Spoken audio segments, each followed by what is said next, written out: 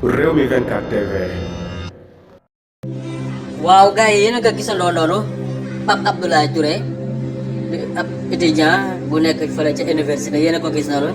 di ab activiste boo xam ne mi ngi def ay révélation yu am solo Pape Abdoulaye Touré mii nag yéen a ko gis kon daal Sénégal moom fii la toll yéen a ngi ko gis ni ni ñu koy toog tiré ba pare photo ko fang daal di koy publier ci li nga xam ne moom mooy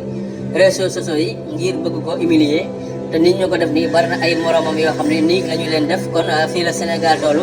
lii daal dinay doy war dictature bu métti la sa àq ak sa yelleef boo koy xeex daal bu ñu la jàppee rek la ñu lay njëkk a def mooy humilier la sa kanamu famille waaye ci kanamu Sénégalais yi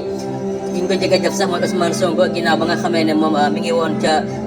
Ziguinchor di ñëw fii ci Ndakaaru moom ba ñu ko jàppee gis nga dañu ko photo ci def ko ay vidéo daal di koy wàccee ci auto gendarmerie bi loolu la ñu defaat Pape Abdoulaye Touré mi takk ko ba mu ne ngoodu dóor ko amoon oto mi nga ko ñu daal di koy teg ci seeni oto parce que yéen a yóbbu kon foofu la Sénégal tool daal mi ngi nii dañ ko toog tiré def ko lu metti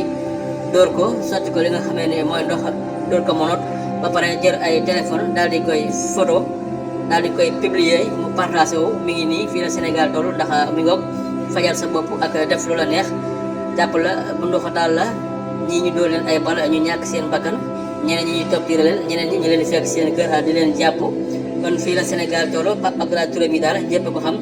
mën nañ ko activiste ndaxte moom saa su ne mi ngi def ay révélation di xeex Sénégal ak ni muy doxee moom doon bañkat boo xam ne nanguwul benn yoon li ñuy def fii ci réew mi tey jii moom la ñuy jàpp ëllëg mën nañ ko defaat keneen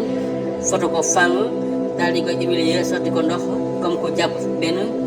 assassin boo xam ne daal moom la ñu jàpp noonu lañ ko mën a xoolee parce que image yi ñaaw na lool ci Sénégal yéen ko gisandoo noonu gaañ